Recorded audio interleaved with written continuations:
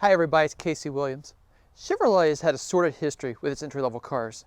Some were pretty good, like the early Novas, some not so good, like the Vega, and some were unfairly maligned, like the Corvair and the Cavalier. The vehicle we have this week, and I'll say this, I think this is probably the best entry-level car Chevrolet's ever had. It's a 2024 Chevy Trax RS. Let's go have a look at it.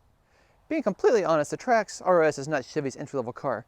In fact, the Trax is a crossover, so we'll start right there. Chevrolet does not offer cars besides the Malibu anymore. And the RS is the upper-level sporty version. But when you see the price tag later for the RS, you'll think it's pretty entry-level.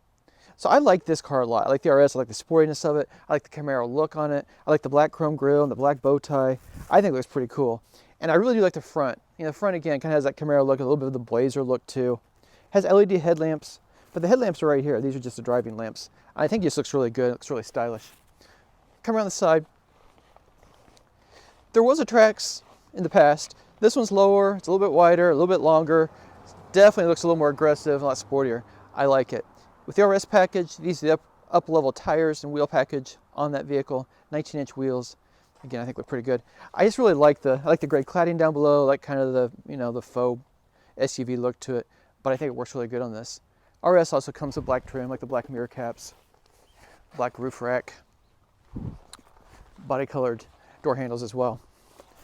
Come around the back again, you get more of that Blazer look to it, a little bit of the Trailblazer look with the tail lamps that wrap around. The black badging on the RS package. It's a manual hatch, but that's fine. Again, entry level. Plenty of storage space. Again, this is a 5-passenger vehicle in a pinch, 4 passengers most of the time. Plenty of luggage, seats split, fold, so you get the bicycles in there, get your gear in there pretty easily. So it's 2 degrees outside, so we're going to move on inside and show you the features on the inside of the Trax RS. I really like the interior of this car, and nothing about this feels entry level. Well, there's a little hard plastic. It looks good though, and the dash materials, again, it's texture, but if you tap hard, there's some hard plastic. But again, you have to expect some of that in an entry level vehicle. And I think if you have kids or you're really using it for outdoors activities, I think it's a plus. It's very easy to wipe it down and easy to clean out the car. But I like this is the RS package, so there's a lot of Corvette, a lot of Camaro on the inside. Look and feel of the new Blazer EV inside, and I think it really works. I like the nice thick leather wrapped steering wheel, flat bottom. I think it's really cool. Flat screen instrument cluster. That's an upgrade that comes with the RS. You get the flat screen instead of the old analog style. But I think it looks really cool. I love the big touch screen here in the center. There's a proper tuning knob.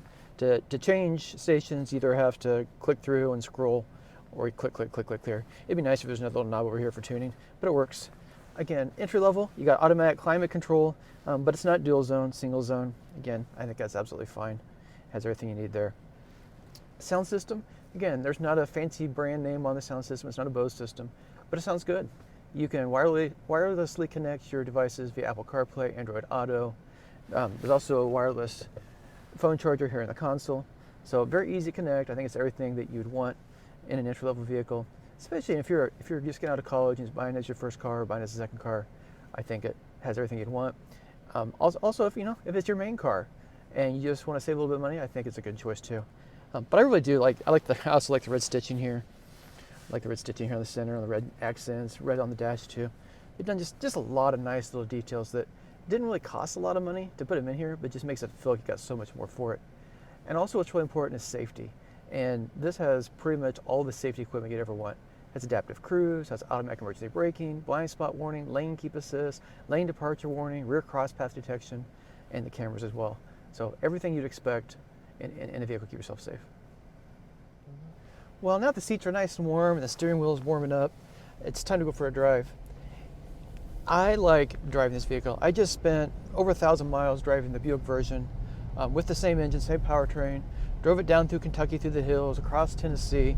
It had absolutely no trouble whatsoever getting in the left lane and just going. This has a 1.2 liter turbocharged 3-cylinder engine. And you might think that's not a lot of power, but in a car this size with front wheel drive, you can't even get all-wheel drive on the Trax, it's all front wheel drive. It's all right, 137 horsepower, 162 pound-feet of torque. And it's just tuned to hit the sweet spot, run 75, 80 miles per hour on the interstate. It's just right in its happy place. And you just tip into the throttle and just ride around. There's not a lot of power left. If you're trying to, race a Camaro off the line, or, you're running 80 and try to step into it hard and accelerate away. There's not a lot of power left, but it's very comfortable cruising, very happy on the freeway, very happy on the interstate. Plenty of power to pass on 2-lane roads if you need to. So, it's really a joy to drive. And what I like about the Chevy better than the Buick even, the Buick's very comfortable, but this has very tight steering, has very tight suspension.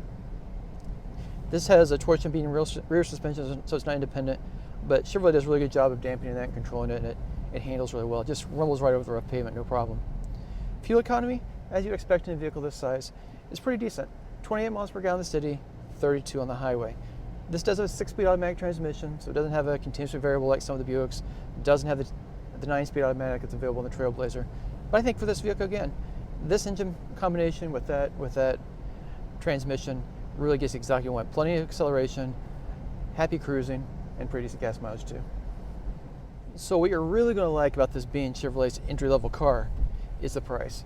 So the Trax starts at about $21,500, which I think is pretty phenomenal for what it is. This one, RS package, all the options I missed, I already talked about, $27,080. I think this is an incredible value for all of that. Well, next week we're another fun car, and until then, storm forward.